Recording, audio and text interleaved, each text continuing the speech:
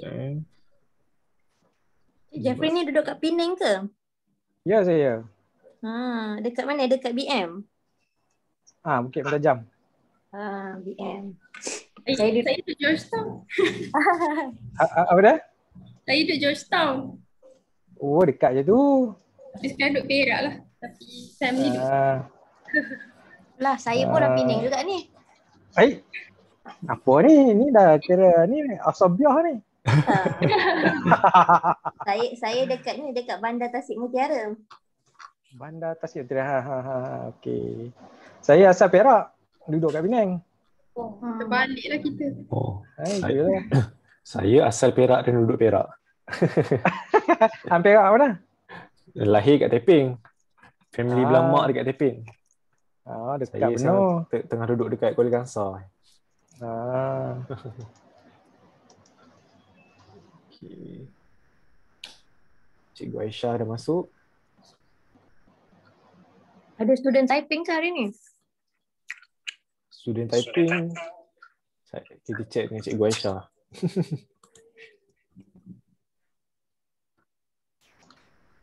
Student typing pun semua dah kat rumah ni. Ya. Cuti raya sambung sampai bulan 6 masih. Okeylah. Cikgu Aisyah masuk dah. Cikgu Aisyah, Assalamualaikum. Assalamualaikum. Waalaikumsalam. Waalaikumsalam. So, Cik Jeb. Nanti anak saya masuklah 15 bulan 6. Itulah. Nanti Cik Jeb kenalkan kat saya Okey. Alhamdulillah dapat Itulah rayuan duk tunggu juga. Mana tak ada rayuan apa semua. Lepas tu tulis email. Sampai dia reply Encik. Kata Encik punya email kami dah dapat. Tak payah reply lagi dah dia kata. So nanti masuk second intake. Masuk MRCM Typing juga. Alhamdulillah. Alhamdulillah. Dua generasi. Saya dengan Cikgu Mas Suria pun bincang itu kan macam ni dapat anak Cik Jeb dapat masuk. Okeylah, Cikgu Mas Suria pun tahu juga benda tu. Tu saya cakap dekat Cikgu Mas Suria kan kod dia boleh tolong apa, cikgu pun cakap yang ini kita kena buat rayuan terus direct ke KL lah dia kata. Tak boleh tak apalah, saya pun kata okey kita guna saluran yang betul. So tak apalah, kita try, ada rezeki ada, insya-Allah. Alhamdulillah ada. Alhamdulillah. Lega saya dengar Cik Jeb. Saya tanya Cikgu Aisyah ni. Ya. Tak tahu ni saya main SPKG ni, lepas tu itulah memang duk harap anak dapat taping, itulah alhamdulillah dapat juga. Yalah, alhamdulillah rezeki Cik Jeb. Rezeki. Ya. Saya pun lega kat dengar. Semua background cantik-cantik lah. Saya punya background tu baju apa semua sangkut. saya punya background tu Wanda yang tangkapkan gambar. Ni Wanda. Gambar masa kat sekolah tu tahun 2017. 2017. Anak berapa? Wan apa? Wan Daniel. Kat sekolah orang panggil Wanda tu.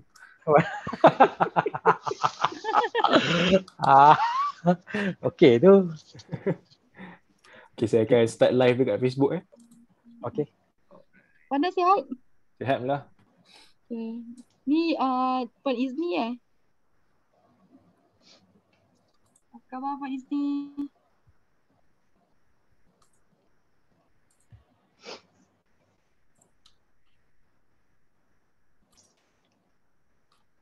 Okay.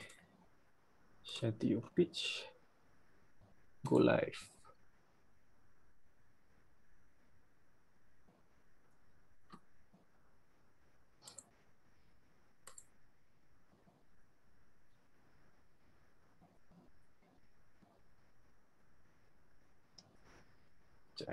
Check dulu. Right, kita dah live di Facebook sekarang. Wanda tu kalau cikgu co-host, cikgu tolong masukkan pelajar juga. Alright. Thank you. Right, saya rasa kita mula admit lah. Yang di waiting room. All. Alright, Dian boleh take over.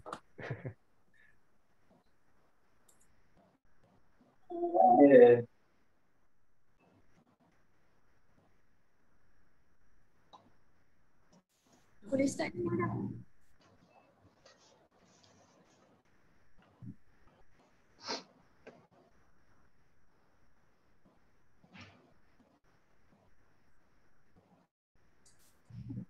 Okay, so hi and very good evening to everyone who is with us tonight watching through the Zoom Live and Facebook Live for our Ansara Muda Career Talk Master Series. So it is an honor for me to be the moderator for today's session.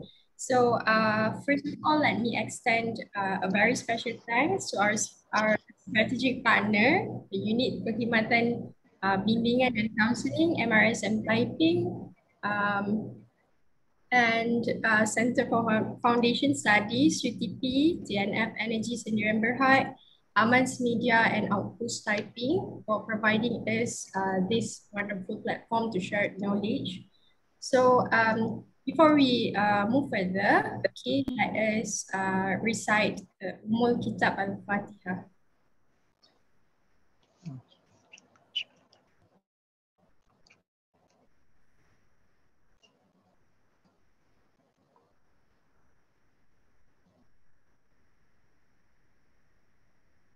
Right, so I hope that UTP students are here, okay, and we have MRSM students as well, and also the participants in Facebook Live. So, well, I am quite sure mechanical engineering is quite a popular course among the students to choose, and here, basically in UTP, we have quite a number of students taking this course. So therefore, we bring you today with the topic of career in mechanical engineering. Together with our special guest, Mr. Jeffrey Sakidin. So for your information, Mr. Jeffrey is an Ansara of MRSM Taiping from batch 95. Yep. So apparently, Mr. Jeffrey is like sit for his SPM when the year I was born. Okay, so Mr. Jeffrey is working in Value, Malaysia. And so I would like to just give some notes to the participants and students. We had loved your participation in this talk. So if you have any questions, okay, through this Zoom Live, you can put through the chat box. And if you are on the Facebook Live, okay, you can ask questions through the comment section, okay? So before we start, I would like to just ask the students to scan this QR code for the questionnaire that you can do. Okay. Well, so I think without further ado, I would like to invite Mr. Jeffrey to the screen. Okay. Okay, Assalamualaikum. Salam sejahtera. So my name is Jeffrey. So today we are in this session Ansara Muda Career Talk Master Series. So when you talk about masters ni feel old lah. Rasa macam sudah tua sangat. Macam Dian kata tadi. So the day I took my SPM adalah the year dia ambil SPM. Dia lahir. So rasa macam tua sangat. Okay. So today 21st May, so we'll have 9 until 10 PM today, and then we have our meeting via online Zoom, right? So my name is Jeffrey bin Sakidan. So this is my private email, jeffrey.sakidan@gmail.com, right? So I move forward.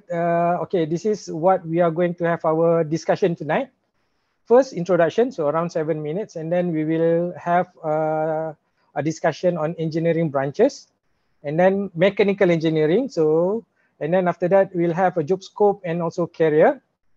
And finally, I put around 15 minutes. So if you see, I put more time in terms of question and answer because this is the best part. Okay, because whatever I might be explaining to you, maybe it will not be so interesting. So I want to know what you really want to know about mechanical engineering. Okay, so this would be the itinerary today. And then I move forward to introduction. So this is me. So far I've already, based on the book, as at today, it's already 51 times. So I've already, I would say pendema darah separa tegar. Okay, already 50 days. So pantang.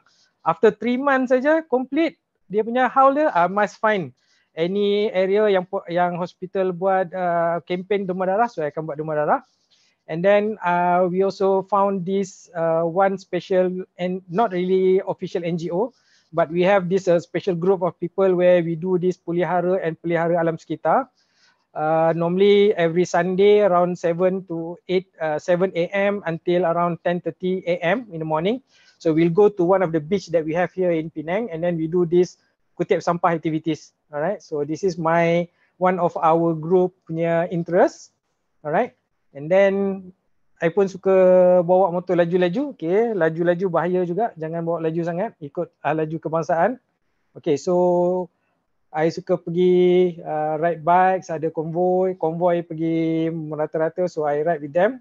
Okay, and then further to my education. So my SPM years, I took my SPM in 1995. Okay, so some of you mungkin belum lahir lagi, so terasa macam tua sikit malam ni. And then after that, I went to matrikulasi Kolej Negeri 9 for my matriculation.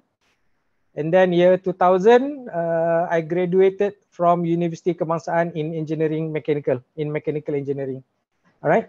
So working experience, year 2000, I joined as supplier quality engineer. Okay, in a company named Mannesmann Video. So this is a German company in Prai in Penang. And then after that, the same company, Siemens, bought over Mannesmann Video, and then changed the name to Siemens Video, and then they transferred me to purchasing department. Okay, you see, quality is technical, and then I go to purchasing, commercial. My background is mechanical engineering, totally out. I would say it's 180 degrees compared to what I've learned. So now I go to purchasing department from quality. And then 2008, they promoted me to be the category management. Okay, because as a purchasing, you buy a lots of parts, okay, lots of components. So this category management, some sort of like decan. So you have one department, so one commodity, so you head that department, all right? And then 2011, so become a staff engineer. So in terms of career path, so you have two career paths. You want to hold your engineer title, so you become staff engineer, or you want to become manager, it become assistant manager. So staff engineer and assistant manager would be the same level in Continental. Continental, if you know, Continental is not only producing tires, okay? So we also produce electronic components. So what are the components that we are producing in Continental? I will explain later. And then after that, in 2012, I become supplier quality manager. You see, so I joined year 2000 as supplier quality engineer. After 12 years, they kicked me back, okay, to become the supplier quality manager in my previous department.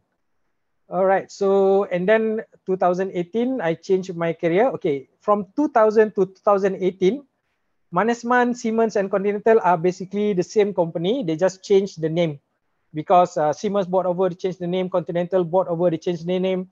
And then finally, after 18 years in the same company, I moved out, okay, from my comfort zone. And then I joined Valeo CDA as a site purchasing manager. All right. So in Mannesmann, these are my products. So if you know Proton Wira, if you know Proton Cast, so we are the one who produce the meter cluster. So this is our product. And then when we have Siemens Valeo, so they don't call this video, they call it Siemens Valeo Automotive. So we produce this cluster. This cluster is being used in Toyota Camry. All right. And then in Continental, we have electronic components, we have fuel supply units, we have fuel rails, we have injector. So all new cars that using fuel injection system will use this injector. So we are producing this in Continental. All right, some turbochargers. And in Valeo, we produce this kind of instrument control in the car. So this is aircon controller, audio controller in the car. And specifically, this is inside BMW. So we supply BMW cars all the way from Malaysia. Okay, so these are some of the models that we produce the component for them. We produce for Proton, we produce for Kancil, all right. Myvi also we produce, okay, the best car in Malaysia, Myvi. And we supply to Suzuki Swift, we supply to Mitsubishi, we supply to Toyota Camry, we supply to Daimler, okay. So we supply parts for Daimler. So don't be surprised because a lot of these continental cars, the parts, the components are being produced in Malaysia. So we export back all our products to Europe, okay, to this kind of car makers. And then of course BMW, Porsche Panamera, okay, so we supply parts to Porsche, all right.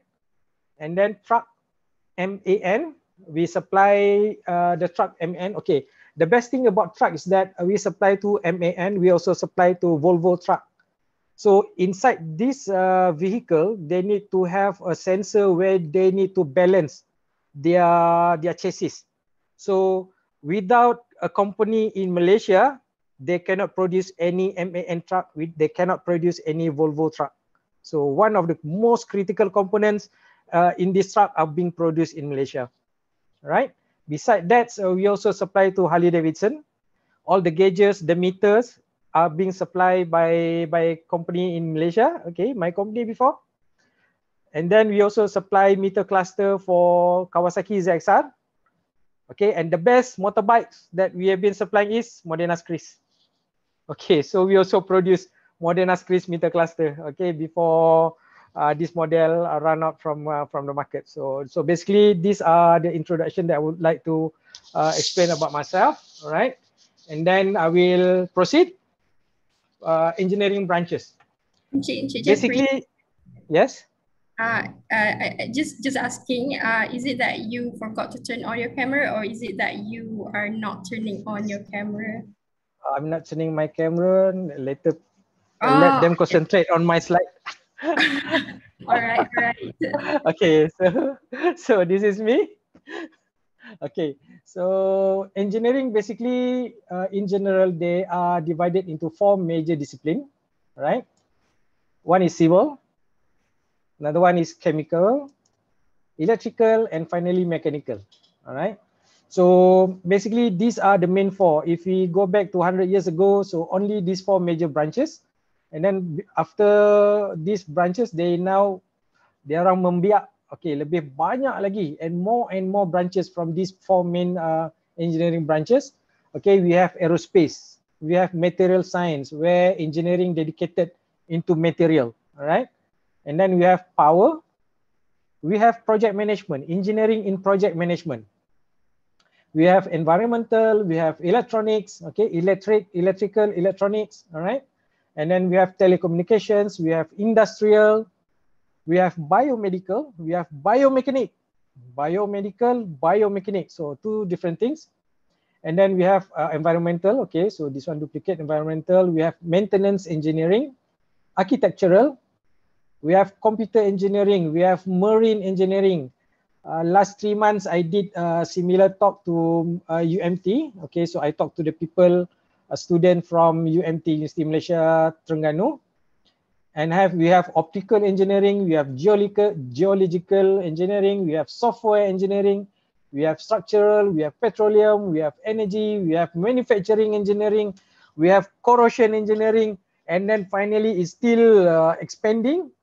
Sekarang ni saya tak tahu ada berapa banyak sangat branches of engineering. So tapi the main are coming from these 4. So we have mechanical, civil, chemical, and electrical, and then they're beranak.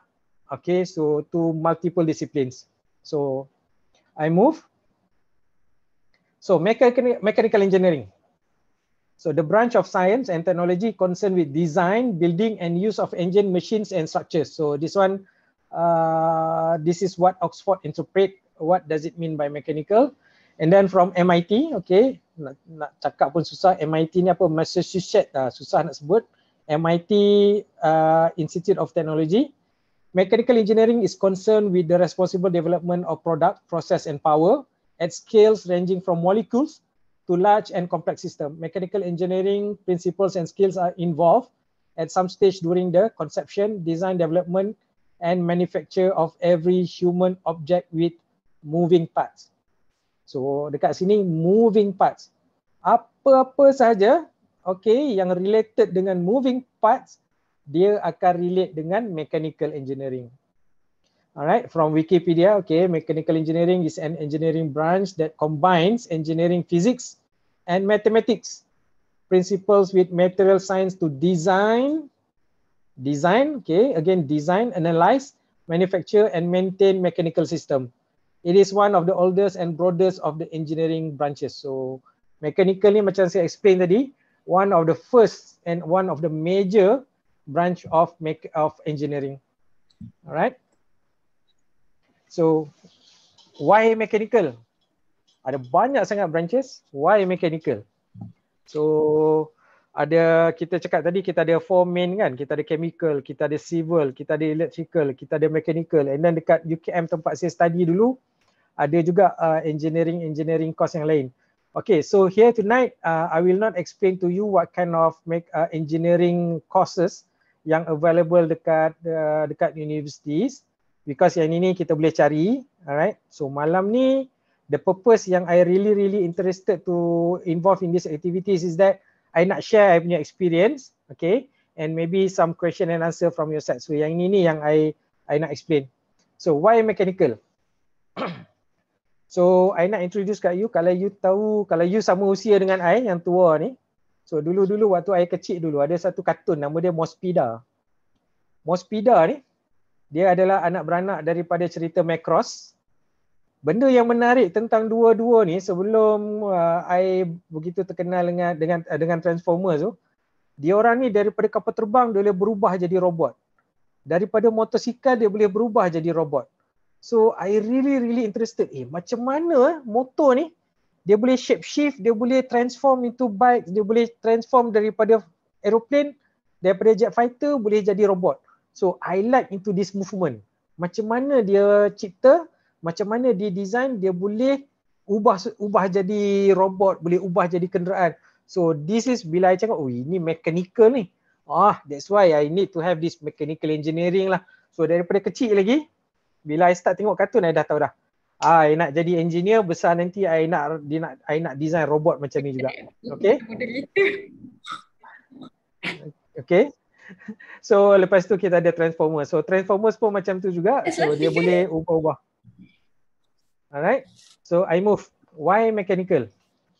So macam I cakap tadi, so kita ada 4 major branches. Why I suka mechanical? Sebab I suka study something that I can see. Okay, mechanical ni it talks about tires, it talks about movement yang kita boleh nampak. So I can see this kind of movement. So I like to study something that I can see by my naked eyes. Alright, and then I follow my best friend. So my best friend cakap after SPM in MRSM typing, so I ask my friend, you nak ambil course apa? Dia kata dia nak ambil engineering, mechanical engineering. Okay, follow best friend. So this my best friend since 94 until today. So he's my best friend. Okay, so one of the reason. And then bila I tahu mechanical ni, one of my relative also dia mechanical engineering.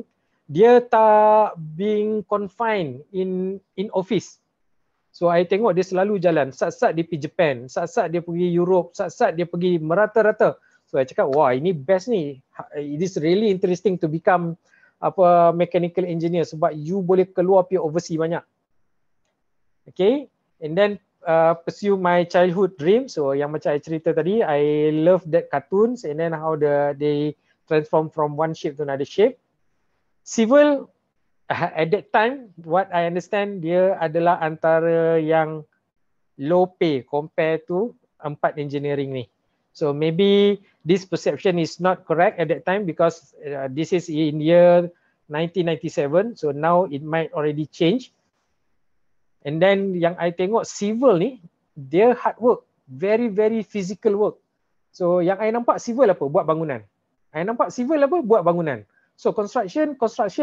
So I said, okay, I don't want to climb the stairs kan sampai tingkat 20, 30 and then dia buat road pavement panas-panas macam tu. I said, okay. So I tak nak lah civil. Tapi sebenarnya bila you dapat nanti, kalau one of the session, kalau you dapat talk dengan civil engineers, so sebenarnya sangat broad dia punya job scope. Okay. And then based on the job market, apa yang I tahu, so mechanical, electrical at that time very demand, dia punya demand sangat tinggi in term of job market. So that's why I pilih mechanical. Okay, and then as I said, civil too much physical work. Lepas tu of course bila you kerja dekat luar, so no aircon. So kadang-kadang panas kan, kita tak berapa nak minat kerja without aircon ni. Chemical. Okay, so and then one more, civil, too many friends applied already. So I say okay lah, jangan ikut mainstream sangat ikut civil ni. Okay lah, kita ambil mechanical. Alright. So chemical, why I don't want to pursue in chemical? Dangerous, chemical, dangerous. So pada I don't play with chemical. So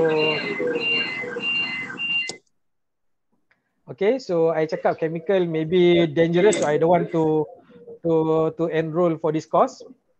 And then at that time I have no reference. So kita tak ada macam tonight, we are very lucky. And then previous nights also, previous weeks, previous months, so there are a lot of speakers that share their experience, open up our mind, and then give some ideas about their punya profession kan. So at that time I have very limited knowledge apa chemical engineering ni boleh buat. Alright. And then at that time I pun tak nampak job market. Alright. That's why I tak ambil mechanical. And then at that time I cuma cakap okay, chemical laboratory, chemical dalam lab saja. So I kata okay, I jenis tak sesuai duduk dalam lab saja, so that's why I tak mau ambil chemical. Electrical, electrical ni I suka kacau sikit budak-budak electrical. Okay, so I tak sure dalam UTP malam ni ada tak geng-geng daripada electrical. Okay, so bila you lights on, okay, so lampu menyala, okay, the bulb lights. I cakap macam mana bulb lights? Lepas tu explanation yang I dapat, elektron tu dia jump from one atom to another atom.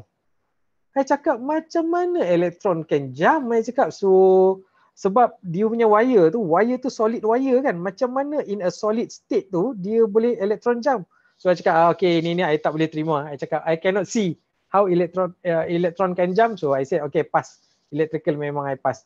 Lepas tu somebody tell me, Jeffrey, you jangan fikir teruk sangat. Electrical current ni dia macam sungai, dia akan mengalir saja. Lepas tu I cakap, tadi kata electron jump, sekarang elektron tu dah jadi macam sungai. So I said okay, lagi serabut. So I tak suka electrical. I cakap lagi satu, okay, they can see, and then electrical yang I nampak, they works in office.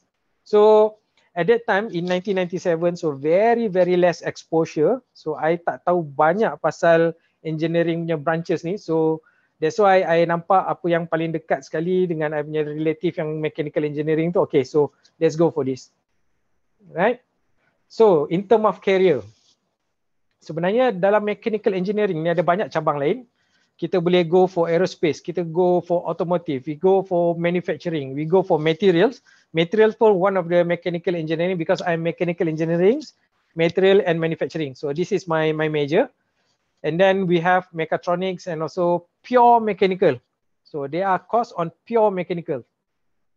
So these are the potential careers that you can apply after you complete you punya engineering punya course. Quality engineer, macam I explained, so I start with quality engineer. And then I move to purchasing engineer. We have also project engineers, research engineer, production engineer, industrial engineer, requirement engineer, automation engineer, and even sales and marketing engineer. So we have also reliability engineer, process engineer, VA, VE, costing engineer, R&D engineer. So these are the basic, I would say.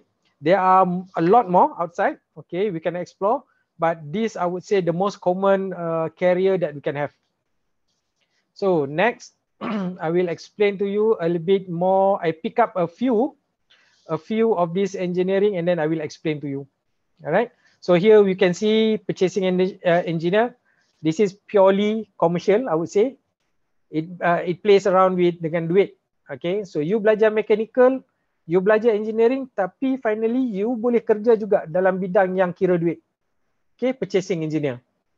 Alright, lepas tu ada costing engineer juga. So bukannya semata-mata you belajar mechanical you hanya kerja dengan mesin, you hanya kerja dengan betul-betul pure mechanics. Alright. So at one time you kena buat costing juga. You kena tahu pasal cost. Okay. Kita ada sales lagi lah. Sales I would say setengah-setengah orang kata commercial, total commercial. You go to jumpa customer, I nak jual barang. Tapi sebenarnya sales yang marketing ni besar sangat, broad sangat. And then bila kita kerja dengan companies yang technological companies yang macam I cerita tadi, my company works on automotive, we supply engineering parts. So when you want to meet your customer, you need to explain, alright, what are your products? Is it your product compatible with their design or not? So yang ini ni, not necessarily you need to know about only commercial, but you need to know also about engineering background of your products, alright?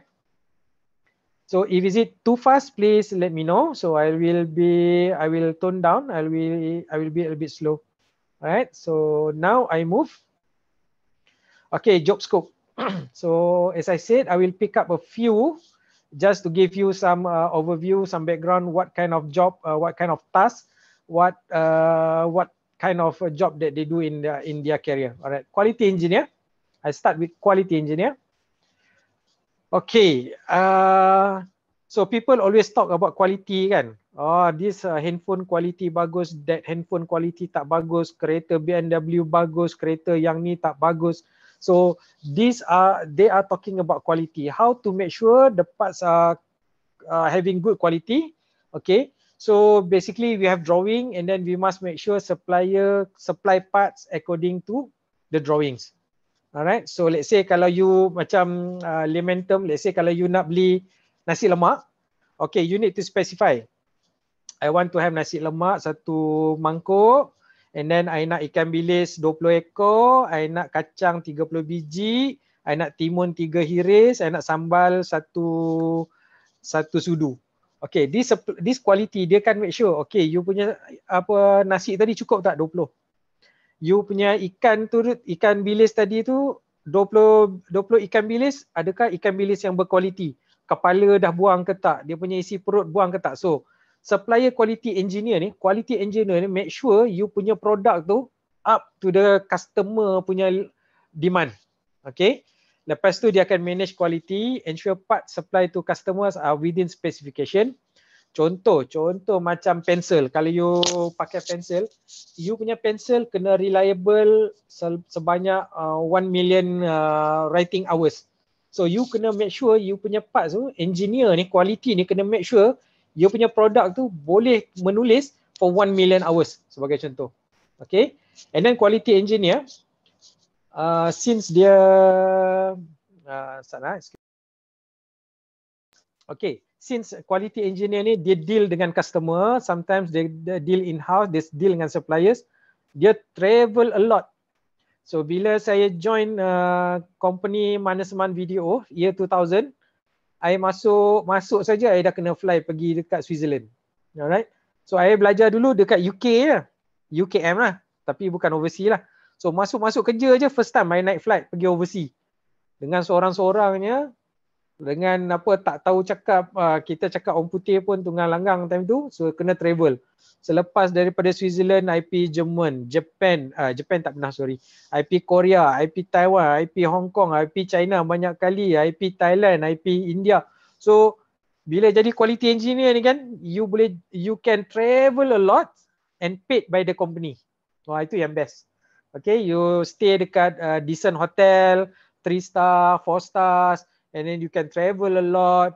And then sometimes kalau let's say one of the tasks tu, kalau you boleh pergi visit one country more than 2 weeks ke, okay, you boleh sewa kereta, okay, you rent a car, and then you drive lah mana you nak drive, and then company paid for your toll, for your fuel. Itu yang seronok tu jadi quality engineer ni. Tapi muda-muda boleh lah, dah tua-tua macam saya ni, saya prefer to stay in Malaysia saja.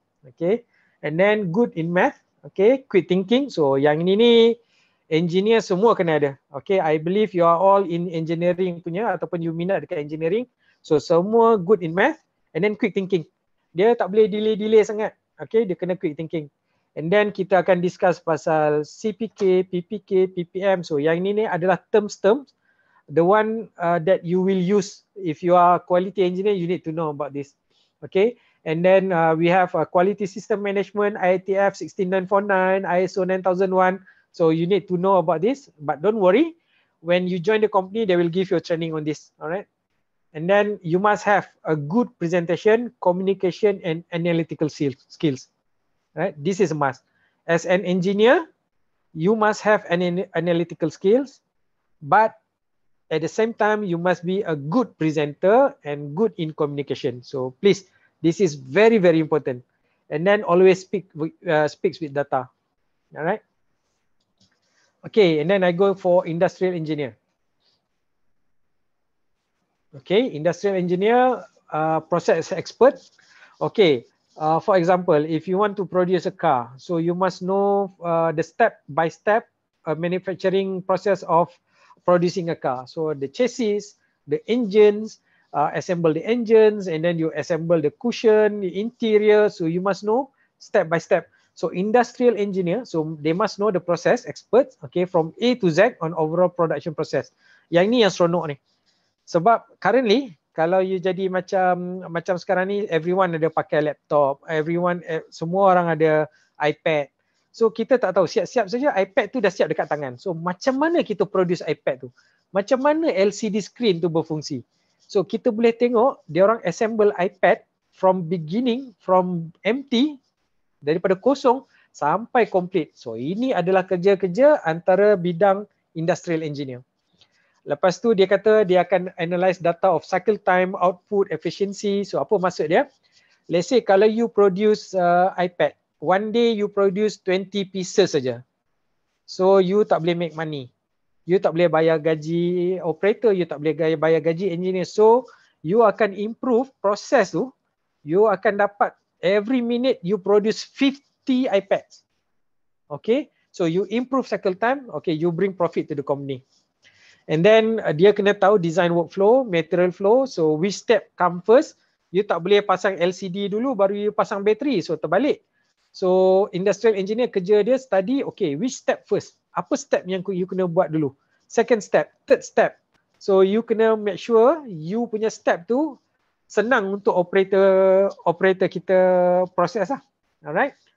Lepas tu kita kena reduce idle resources, maximize resources. So kerja industrial engineering tak mudah. Work on yield, line balancing, reduce waste, okay, non-quality, overproduce. Okay, so apa maksud dia? Industrial engineer ni dia akan make sure dia punya proses tu adalah senang untuk produce. Alright. So kalau kata dia ambil assembly tu, tangan tu senang, straightforward. Dia tak mau tangan kita bersilang-bersilang macam ni. So industrial engineer punya tugas, one of the thing yang dia orang kena buat. Okay, and then I move to sales marketing engineer. Okay, support marketing executive on technical explanation to customers.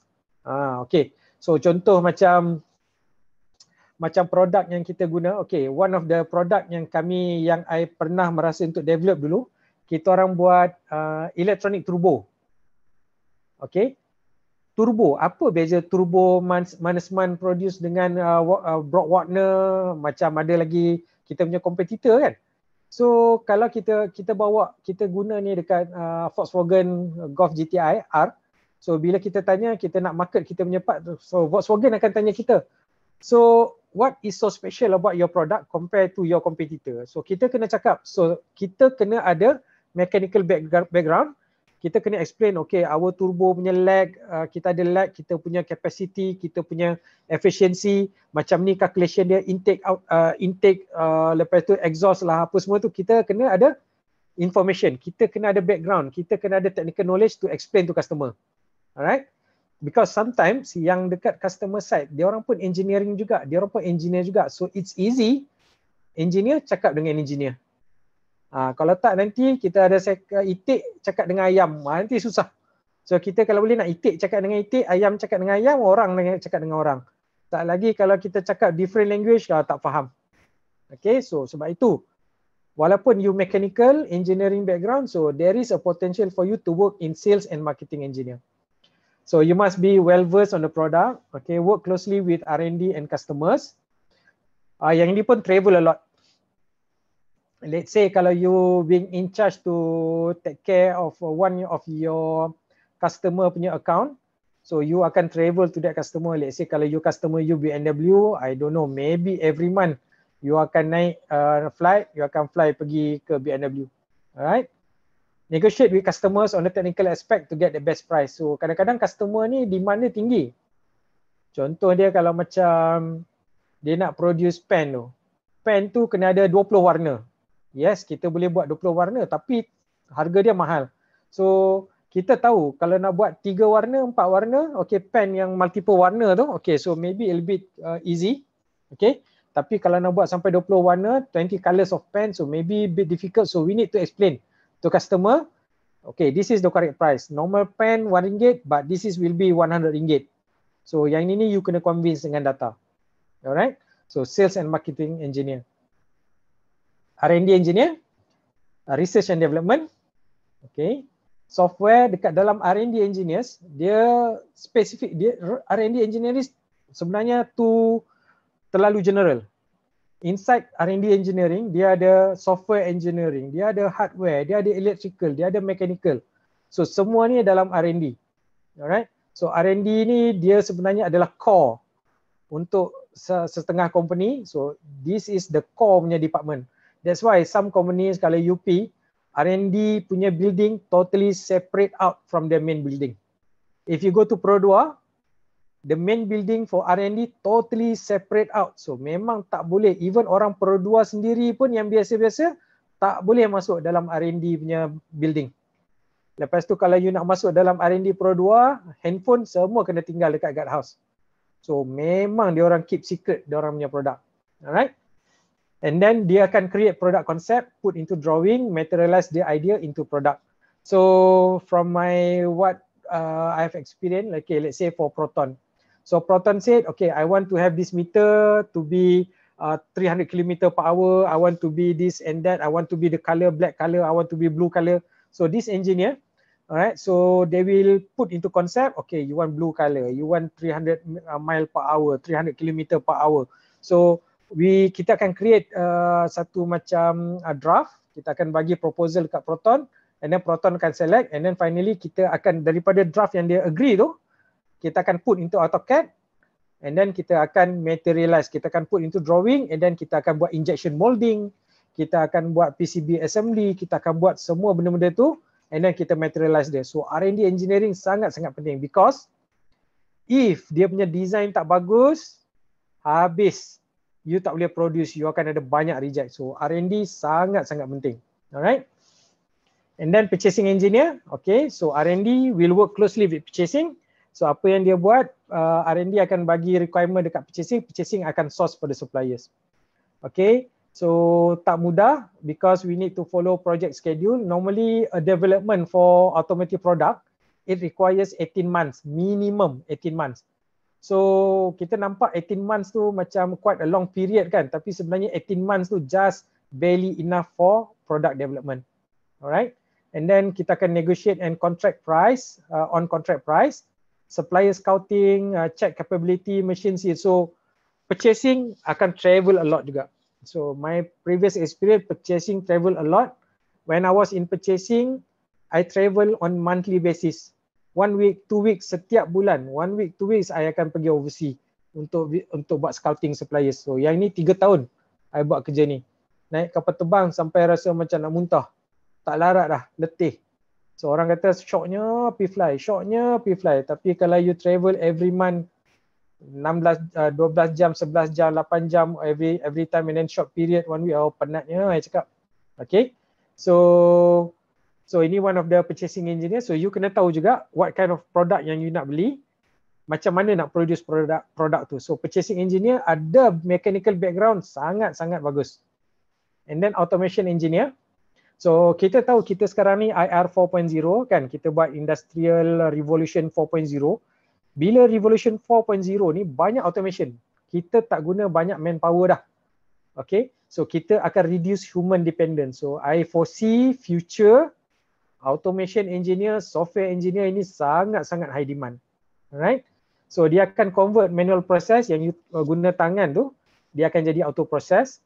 Lepas tu kita akan play around dengan robot. Kita ada cobot. Cobot ni collaborative robot. Dua robot bekerja dalam satu tempat yang sama tapi tangan robot ni tak berlanggar.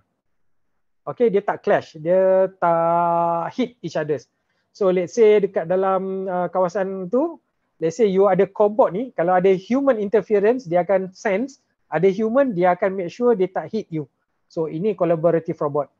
And then dia akan talk about programming, PLC, dia akan talk about sensors. And then kamera untuk automation, satu kamera tu lens dia kecil 20,000. Kita beli lens kamera 20,000 tu panjang sejengkal kan. Dia punya kecil saja 20,000. So very expensive. And then kita akan dia co-design process and production line. And then macam cerita tadi, dia kena tahu pneumatic, dia akan tahu PLC, macam mana nak program robot tu. After one process, another process, this robot pick up, that robot pick up. So yang ini dia kena tahu. So this is one of the tasks of the automation engineer. Okay, so I just select only 6 job scope career. So for explanation, I move forward starting salary. Ini mana-mana I buat presentation kan. Yang ini ni yang seronok sekali orang nak tengok. Okay, so waktu zaman I dulu starting salary engineer 2K to 4K. So purchasing, costing engineer, sales, marketing. So you tengok banyak commercial kan. So commercial dia dekat atas sikit je daripada 2K. Lepas tu bila kita cakap quality engineer, production, process engineer, automation, dia atas sikit. Alright. And then kita ada industrial engineer, VAVE ini nanti kita akan cakap pasal value added value engineering. Okay. And then kita ada requirement engineer, project engineer, reliability engineer, R&D engineer. So yang dekat atas ni semua adalah R&D engineer. R&D engineer bila masuk saja, normally dia punya salary dia adalah above average R&D. So next time kalau you dah graduate nanti, so kalau you nak cari kerja, aim first dengan R&D sebab boleh pakai Honda Civic awal sikit. Okay, so I dah cerita pasal salary range. I move to career path. So this one on my own career path, I share with you my experience. So I start dengan quality engineers, and then I start in 3 years I become senior purchasing engineer, and then in 6 years I become category management, and then I become staff engineer, I become supplier quality manager. So dekat sini dia punya jump dia tu tinggi sikit daripada staff quality engineer. So dalam 12 tahun. So waktu ni umur I kerja start umur 22, so 34. I umur 34, saya sudah jadi manager dekat tempat ni. Sangat teruk waktu ni, tension dia bagi duit 10,000. Lega sikit. Dan itu esok mai kerja tension lagi, ujung bulan dia bagi 10,000, lega sikit. Oh, ini waktu ni memang berperang dengan diri sendiri. Okay. Lepas tu selepas 15 tahun I still maintain. After 18 tahun dekat tempat yang sama, so I left my previous company, so I join Valio as site purchasing manager. So gaji dia naik banyak-banyak. So apa maksud dia dekat sini? Maksud dia kat sini, okay, so selepas 21 tahun, so gaji naik lagi. So apa maksud dekat sini? Okay, next. Tak tahu. Sebab site purchasing manager dekat organisasi I yang kerja I sekarang, dia adalah di bawah GM. So one level bawah GM. So future I tak tahu macam mana. So, you nampak tak comfort zone? Selama 18 tahun actually I kerja dekat same company, but of course in the same company I jump around, I move around from one department to other department. But when you move out from comfort zone, you tengok kalau orang tengok monetary kan, in term of finance, in term of monetary, you tengok daripada 10K I naik punya gaji sampai berbelas K. So move out from comfort zone. Jangan duduk, jangan make the same mistake macam I buat. Tapi setengah-setengah orang dia akan question about your loyalty. Okay, apa yang you nak dalam kerjaya you? Do you choose money kah ataupun you choose good environment? So this is up to you to choose. Alright, so 43 minutes Okay, if you don't take risk, you can't create a future. So ini bukan I cakap, yang ini dia ni yang cakap. I pun tak tahu siapa. So mungkin you tahu siapa dia ni dengan compare dengan I. Okay, so tips. Okay, yang ini special sikit I bagi dekat you all. So improve character now, get active. Okay, jangan study 24 hours, jangan study saja, but get active. Involved in a lot of activities yang sekolah buat, yang universiti buat, get involved. Alright. Improve your communication. Set clear goals, apa yang you nak buat lepas you habis study, you nak kerja apa, you nak career apa. So yang ini you kena set clear goals. Jangan compare dengan kawan-kawan. Kawan-kawan totally different dengan kita. Kita ada our own punya kelebihan. Okay, compare to our friends. So maybe our friend, dia expertise in one area, we have our own expertise. Sometimes kita saja tak nampak. Alright? Don't be shy. So jangan malu. Jangan malu. Kadang-kadang, you lah pi dulu, you pilih dulu. Okay, you first. So jangan buat macam tu. Jangan malu. Kalau you shy, orang tak nampak you susah nak grow. So ini saya cakap dekat you all semua. Okay, move out of comfort zone, investigate potential, you nampak prospect, you go. Present, okay, waktu you kena present tu, okay, I cakap dekat you all semua, you must develop, you must polish you punya presentation skill, voice out ideas, take the challenge, lead the task and become volunteer. So company akan tengok siapa yang selalu volunteer untuk take up new challenge ni yang orang lain takut nak ambil. Okay, take up the task, right? Learn and learn. Move up, improve yourself. If you stay, you will be left behind. It's a race. Selama you kerja ni, even sekarang ni pun, I pun masih dalam race juga. Okay, so you kena continuous. You kena continue, improve yourself. Okay, speak with data, communicate well, plan how to sell your idea. So this is one of the tips yang I nak bagi tahu kat you. If somebody asks you, how much is the COVID case today? Okay, the first answer, around 6,000. Second answer, 6,820. Okay, you see the difference. So if you put the figures more accurate, 6,820, so people will have confidence on you. Instead of you cakap around 6,000, around 2,000, so you kena speak with data, good data, okay, people will trust you, right? Okay, gain trust, appreciate your team. Okay, bila you kerja, bukan saja kerja, bila you study pun sekarang ni, you sebenarnya, I rasa susah untuk kita berjaya kalau kita seorang. So gain trust, appreciate your team. So kawan-kawan ada, appreciate your friends. Okay. To be honest, I punya experience, I ada kawan-kawan yang banyak daripada MRSM dulu yang sama-sama dengan I universiti. So I rasa kalau tak ada diorang, I rasa I pun tak boleh berjaya macam ni. So I really appreciate my friends, especially kawan-kawan dekat MSM Taiping, kawan-kawan dekat universiti dulu. So I really treasure, I really appreciate apa yang diorang dah tolong I selama ni. Okay, so macam I cakap, bila you dah kerja, you have to jump. Okay, macam you main game ni juga, PUBG, you dah naik kapal terbang ni, you kena jump juga, you kena main juga, you kena lawan juga dengan you punya competitor. Alright? So somebody told me I'm a failure, I prove them wrong. So yang ini, you kena tunjuk yang you boleh buat. Alright? No matter what, I will succeed. Okay, if not for me, it's for them. So who are them ni? Them ni is your family. So put your family as one of your priority bila you kerja nanti. Alright? Okay, that's it. Gambate.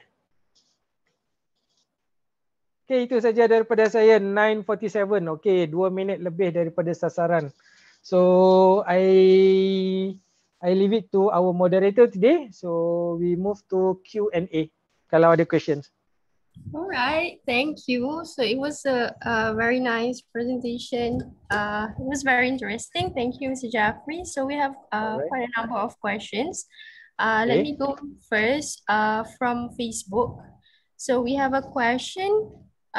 Hello, sir. Just want to ask, what is the CGPA I need to get for my degree to get a good job once I leave my university? And then the second part is it better for me to enter the working period with a degree or a higher qualification? Maksudnya masters and PhD. So first two, CGPA. Is it worth for the masters and PhD? Okay, so for these two questions, okay, first question, you ask me what is the best CGPA. I nak cerita, I tak segan. I punya CGPA 2.6. Okay, when I complete my degree 2.6 CGPA. So pada I, CGPA higher better, so no doubt. Okay, so tapi personally I selama I jadi manager, I interview people, CGPA will become number 2. To be honest dengan you all semua. Number 1, bila dia datang interview, so I make sure dia orang ambil course yang betul lah. So I nak ambil engineer, I tak maulah dia ambil bahagian apa, human resource ke, so mungkin lari tajuk kan. So first, I make sure that dia punya degree tu relate dengan apa yang I punya vacancy. Nombor 2, I akan tengok dia punya karakter. Kalau you jenis senyap saja, yang ini ni I selalu tengok dekat student yang ada 3.8, 3.9. Dia ni senyap aja waktu interview. I cakap I will have some problem bila I ambil dia kerja. So for me, okay, myself, if you ask me, okay, target 3 pointer above, and then during interview, you kena become more active, okay, and then you kena tunjuk you punya karakter yang bagus. So macam mana karakter yang bagus, I harap nanti ada satu sesi how to attend interview ke apa semua. Okay, so yang ini nanti kita akan ada yang ini separately. Okay, so CGPA yang bagus, you kata, I punya opinion 3 pointer above. Okay, tapi I cakap dekat you, I dapat 2.6. So kalau you sekarang ni, kalau ada among you ni, yang kata, oh I punya CGPA rendah lah, 2.7, 2.8, I cakap tak kisah.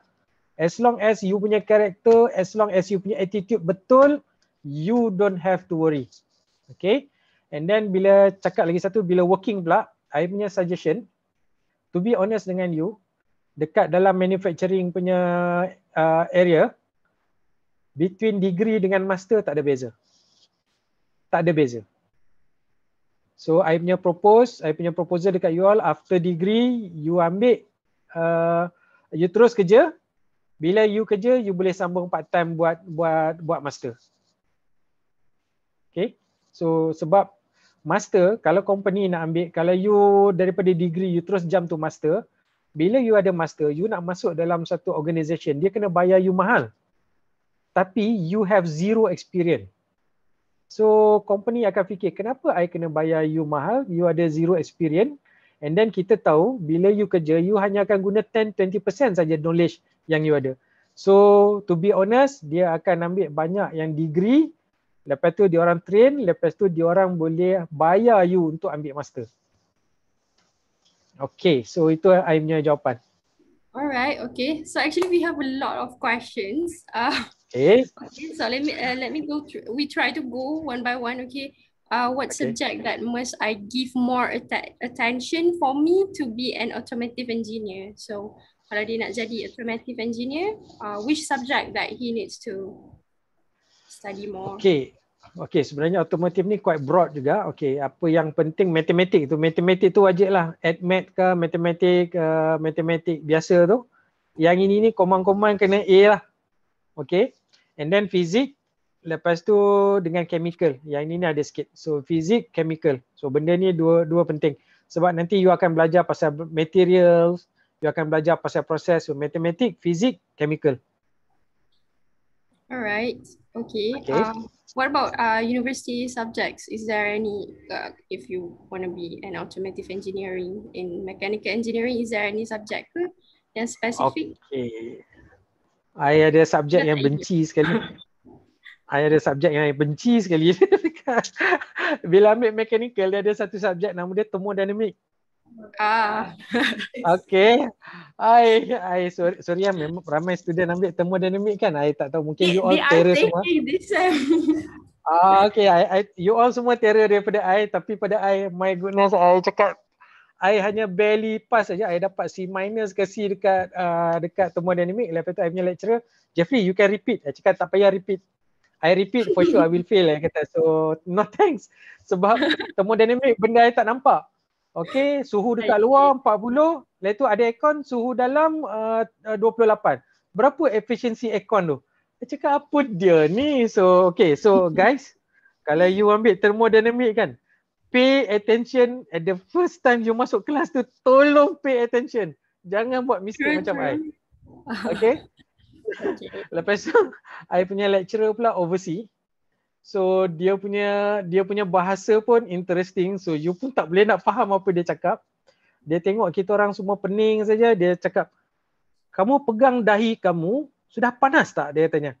Kalau dahi kamu panas, kamu maju lagi. So kami cakap kat student kami semua cakap, Doktor sudah tak boleh maju dah, doktor tak boleh maju dah. So thermodynamic, tolonglah kawan-kawan semua, adik-adik, so pay attention to this subject.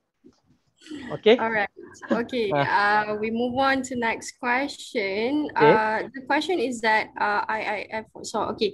if I study mechanical engineering, can I work as a petroleum engineer?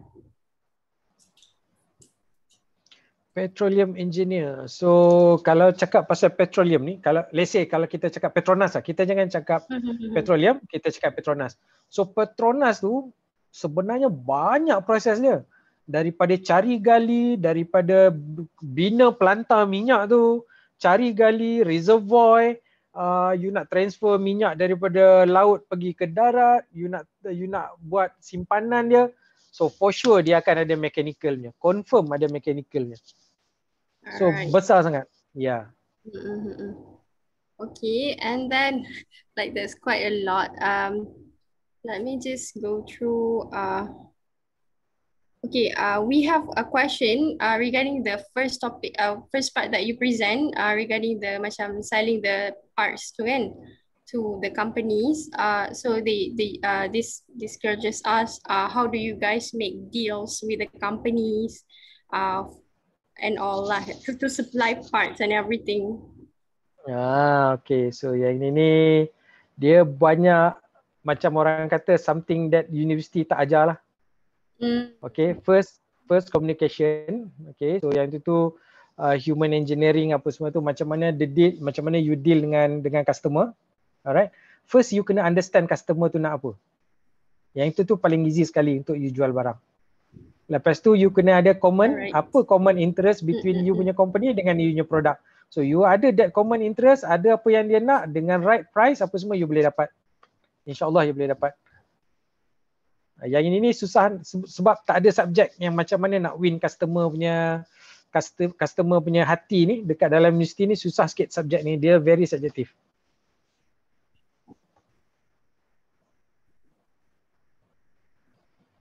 Okay, tapi I cakap understand your product, understand your customer needs, and then kita tahu dia punya target price, siapa dia punya market dia. Kalau kita tahu semua ni, buat background study apa semua, insyaAllah you boleh tahu apa customer nak, insyaAllah you boleh menang.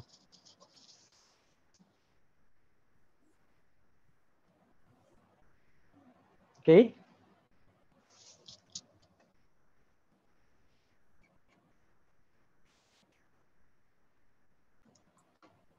Rasanya Dian punya internet connection problem. Okay. Sekejap okay. Sekejap tak apa, saya tengok next punya question. Okay.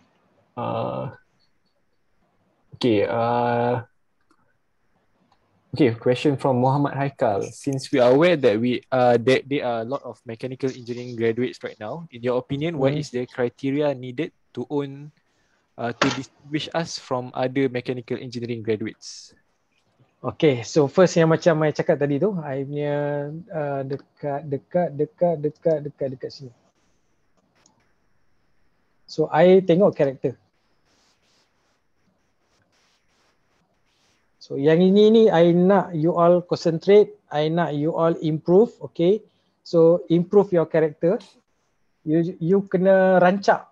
Apa yang I selalu guna term je, rancak. So you tak boleh mandom, you tak boleh hanya diam. Bila first impression bila interview tu kan, you tak boleh duduk diam saja. So you kena rancak, okay? And then waktu orang interview I dulu, dia tanya pasal technical, so I cakap I boleh lukis tak? I cakap. So I ambil lukisan, I lukis kat dia macam ni. Okay, so at least dia tahu kita ni confident, okay? So improve communication. Yang ini penting, so communicate dengan cara yang bagus, okay, don't be shy. So yang ini ni yang akan, sebab I cakap dekat you punya result, banyak orang yang sama result macam you all, tapi you kena be outstanding dengan you punya character. Okay? Alright. Okay, kita go for next question pula. From Muhammad Shukri Afifi. Sir, which do you prefer more? Stay in a company for position or jump company for higher salary? Yang ini sebenarnya bergantung kepada you. Setengah-setengah orang kejar duit. Kalau kejar duit saja 3-4 tahun dia akan jump company lain. Tapi I sebenarnya for the first 18 years I prefer untuk have a good environment. Kadang-kadang you dapat gaji yang banyak tapi environment toxic, you rasa stress nak pergi kerja. Bangun pagi you kata tension lah nak pergi kerja, tak maulah. Tapi kalau environment yang bagus, walaupun gaji tak berapa nak banyak, tapi you happy to work. I dulu pilih yang tu. Okay, tapi bila environment become toxic ke apakah, okay, then it's time for us to move. It depends on you. I tak boleh decide untuk you tentang ni. Okay. Wanda okay ke? Okay, Dian is back. Alright, so I have a question. Ni daripada one students lah. Kalau tak suka bab electricity semua tu masa kat sekolah, digalakkan tak untuk still pursue dalam mechanical engineering? Okay, bila I ambil engineering, semua engineering course dia ada basic electrical. Tak silap I. So waktu yang IP dulu chemical ke apa civil ke mechanical, dia semua ada basic electrical. So you akan belajar lah kecof-kecof lah apa semua tu, you akan belajar juga. Tapi kalau you ambil mechanical, dia hanya basic dekat surface saja. So ini pun subjek yang benda-benda tak nampak ni, elektron lompat-lompat ni, so better you pay attention jugalah. So you tak boleh lari. So kadang-kadang dia adalah basic. First year semua student engineering kena ambil. Okay. Maybe a few last question. Okay, sir, what are the changes in the job environment during this COVID-19 pandemic, and what should we do to prepare for it? Yeah, because it's quite tough, right? Okay, so during pandemic ni, in term of job, first you akan banyak kerja kat rumah. Okay, so bila you banyak kerja kat rumah, of course you akan banyak duduk kat rumah. Macam I, personal experience, bila you work from home, you punya time unlimited. Bila you pergi dekat office, you balik pukul 6, pukul 5, you balik, you tutup laptop, that's it. Tapi you balik bila you ada kat rumah, you buka laptop pukul 8, sampai pukul 11 pun you tak tutup laptop lagi. Okay, so yang itu saya punya paling ketara sekali. So saya cakap, weh, kerja dekat rumah ni bukannya relax, tapi sebenarnya lagi banyak task yang kita kena buat. So yang itu yang paling ketara sekali. And then sekarang ni bila, okay, saya cerita pasal bila COVID ni sebenarnya impact dia sangat-sangat besar. Bukan hanya setakat dekat Malaysia saja, worldwide. So apa jadi? First, bila kita ada COVID ni, you punya manpower kalau affected, kilang tu boleh tutup. So banyak kilang yang kena tutup 2 minggu, 3 minggu, so you kena balik. You tak boleh, dan company, that company untuk 1 month tu dia tak ada sales. So dia akan affect ekonomi. You punya ekonomi mungkin dia ada salary deduction apa semua tu. Okay. And at the same time, kalau ada company-company yang tutup, you tak boleh supply barang, you tak boleh dapat barang. Contoh macam kalau you nak beli kereta.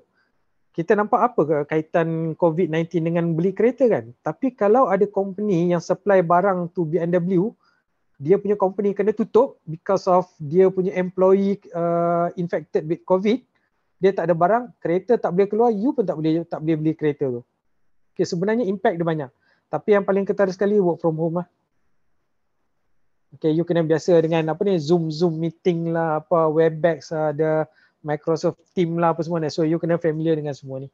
Lepas tu nak buat background belakang cantik-cantik macam you all ada, I tak ada background cantik. So you all tahulah, inilah benda-benda ni lah you all kena belajar.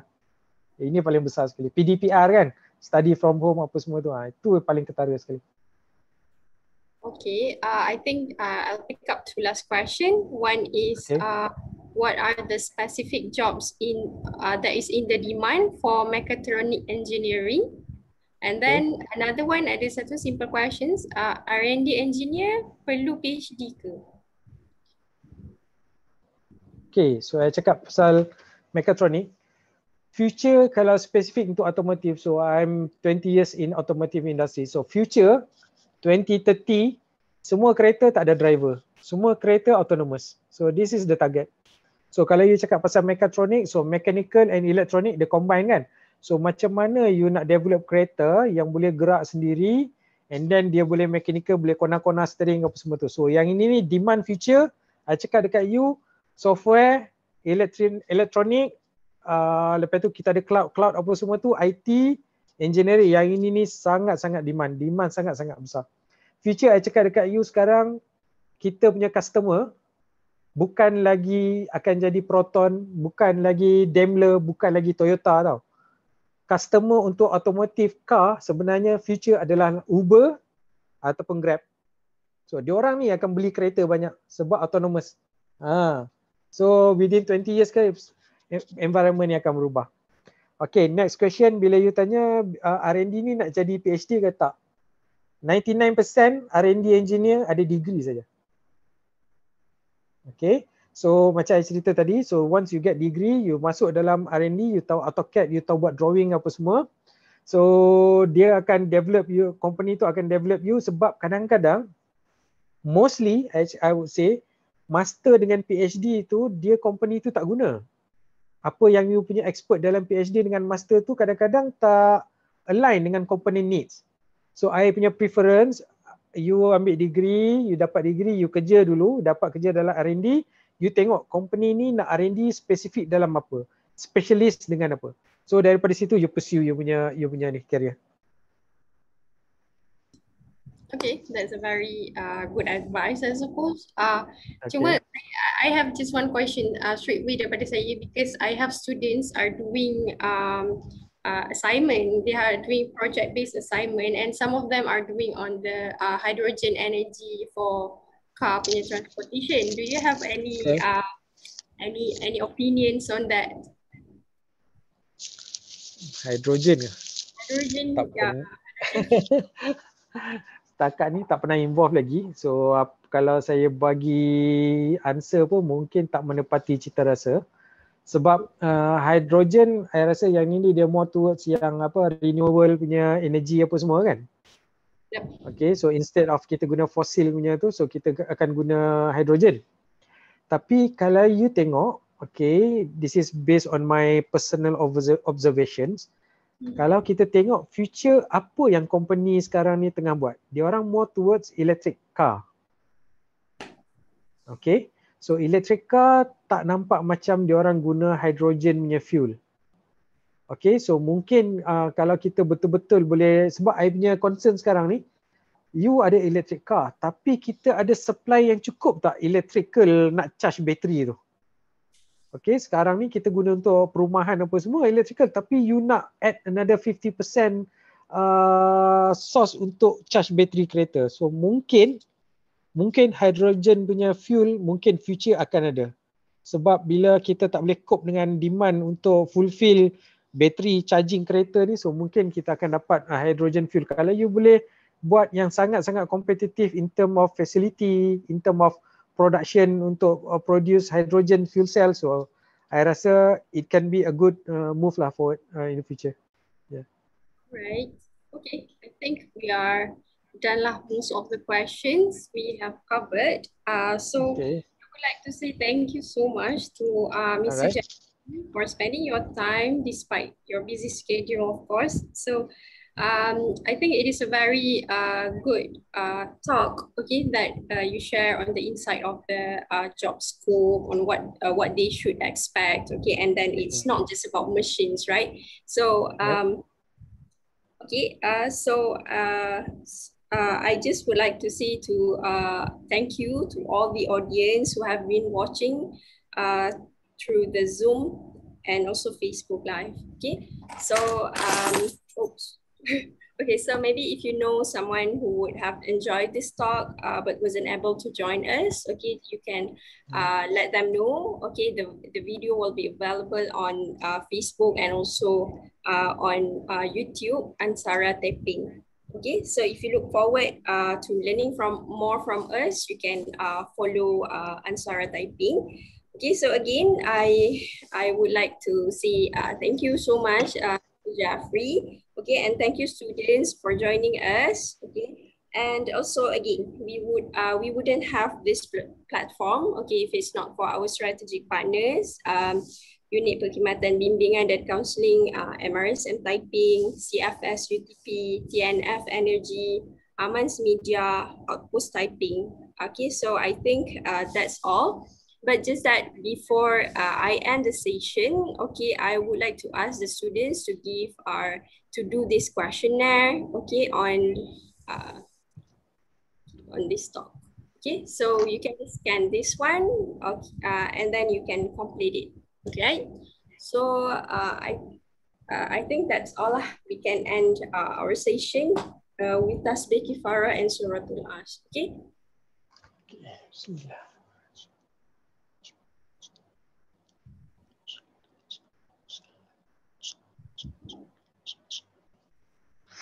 Okay, thank you very much. Thank you. Thank you. Welcome. Thank you.